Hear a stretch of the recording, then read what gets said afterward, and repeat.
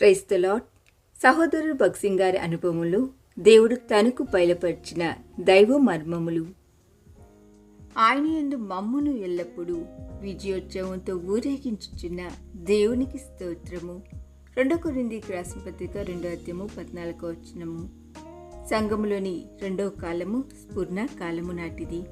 క్రీస్తు శకం 90 నుండి 325 వరకు ఈ సంఘం యొక్క కార్యములను చూడగలము.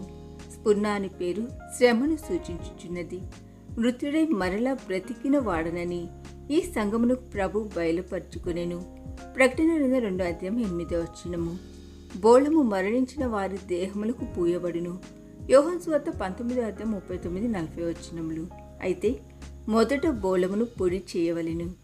అదేవిధముగా మనము పరిమళ వాసనగా నుండుటకే శ్రమ పడుచున్నాము. పాశ్చాత్య దేశములలోని ఈ దేశములో సైతము సిరి సంపదలు ఆత్మీయ జీవితమునకు ఆటంకములుగా నున్నవి. స్ఫుర్ణకాలపు విశ్వాసులు తమ ఆస్తులను పోగొట్టుకుని గుహలలో జీవించుచుండిరి. అటువంటి సమయంలో సజీవుడైన క్రీస్తు 10 దినములు శ్రమ కలుగును, ఆయనను నమ్మకముగా నుండుమని వారికి చెప్పెను. ఈ శోధనకు నిలిచిన వారు జీవ కిరీటమును పొందెదరు.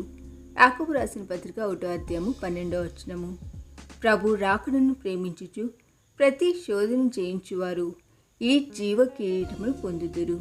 2 తిమోతిలకు రాసిన పత్రిక 4:8 కనుక ఈ రెండవ సంఘములో జయించు వారికి ఇవ్వబడిన వాగ్దానము, జయించువాడు రెండవ మరణం వల్ల ఏ హానియు చెందడు.